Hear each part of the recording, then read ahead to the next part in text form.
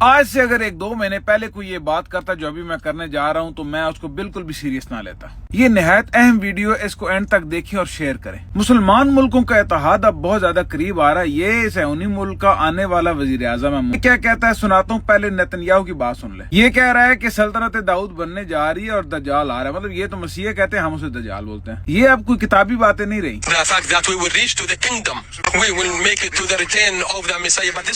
یہ بول رہا ہے کہ ہم مسیح کی واپسی کے لیے کام کر رہے ہیں۔ اب کوئی شک نہیں رہنا چاہیے۔ اس کا نام ہے نفتالی بینٹ۔ یہ آنے والا وزیر اعظم ہوگا نیتن یاہو کے بعد۔ سنیں یہ کیا کہتا ہے، میں آپ کو اس کا ترجمہ بتاتا ہوں۔ New Turkish threat is emerging. I want to be very clear. Turkey and Qatar have gained influence in Syria, are seeking influence elsewhere and everywhere throughout the region. And from here, I warn, Turkey is the new Iran. سادہ لفظوں میں یہ کہہ رہا ہے کہ ترکی اب اگلا ایران ہوگا۔ جو اتحاد بننے جا رہا ہے اس کے بارے میں یہ کیا کہتا ہے پاکستان کے بارے میں، پھر آپ کو آگے لے کے جاتا ہوں۔ Turkey is trying to flip Saudi Arabia against us and establish a hostile Sunni axis with nuclear Pakistan. یہ کہہ رہا ہے کہ قطر، ترکی، سعودی اور پاکستان مل کر سنی اتحاد بنا رہے ہیں۔ یہ اب ان کا خوف ہے، اس کو توڑنے کے لیے پتہ یہ کیا کر رہے ہیں۔ پچھلے کچھ دنوں سے یہ ملک پروپیگنڈا کر رہا ہے کہ ایران والے میزائل مار رہے ہیں جیروسلم کے اوپر۔ ان کا پلان ہے الاقصی ماسک کو تباہ کرنے کا۔ اگر آپ کو یہ مذاق لگتا ہے تو ابھی میں آپ کو سناتا ہوں ان کے جو مولوی ہیں رہبائے ان کی بات، اور پھر ترجمہ بتاتا ہوں۔ If it was up to me, the last time when they shot hundreds of missiles, I would pretend that one missile came from Iran and shoot it down.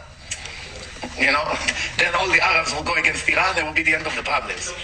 You make them fight with each other, this bunch of lunatics. سادہ الفاظ میں کہہ رہا ہے کہ خود ہی missile مار دو Al-Aqsa پہ اور ایرانیوں پہ لگا دو الزام، سنی اور شیعہ آپس میں لڑنا سٹارٹ ہو جائیں گے تو پھر یہ آپس میں ختم ہو جائیں گے۔ اب آپ سنیں غور سے اس کی وجہ کیا ہے۔ پچھلے کچھ دنوں میں عربوں کو سمجھ آ گیا ہے کہ امریکہ ان کی سیکیورٹی نہیں، اس ملک کی سیکیورٹی کر رہا تھا۔ جب لڑائی بڑھی تو انہوں نے میزائل ادھر سے اٹھا کے اس ملک کو دے دیے۔ یہ انہیں کھربوں ڈالر دیتے ہیں۔ اب یہ ملک کبھی بھی کھڑے نہیں ہو سکتے جب تک ان کی کوئی سیکیورٹی گارنٹی نہیں لیتا، اور ترکی اور پاکستان سیکیورٹی گارنٹی لے بھی لیں تو وہ نہیں ان کو پروٹیکٹ کر سکتے جب تک ایران بیچ میں شامل نہ ہو۔ تو ان ملکوں کے دوبارہ کھڑے ہونے کے لیے ضروری ہے کہ یہ 3 ملک ترکی، ایران اور پاکستان اکٹھے ہوں، اور ان کو بھی یہ پتا ہے، ان کو بھی یہ پتا ہے اور ان کو بھی یہ پتا ہے۔ اس لیے پلان بڑھ رہے ہیں کہ ان کو آپس میں لڑا دو سنی شیعہ میں۔ اور پاکستان میں جب تک قاسم منیر اور شہباز شریف وغیرہ لوگ ہیں، یہ لوگ کبھی یہ کام نہیں ہونے دیں گے، کیونکہ یہ امریکہ کو نہ بول ہی نہیں سکتے۔ ایک ہی مرد مجاہد ہے جس کی ہوتے یہ کام ہو سکتا ہے۔ اس ویڈیو کو ضرور شیئر کریں۔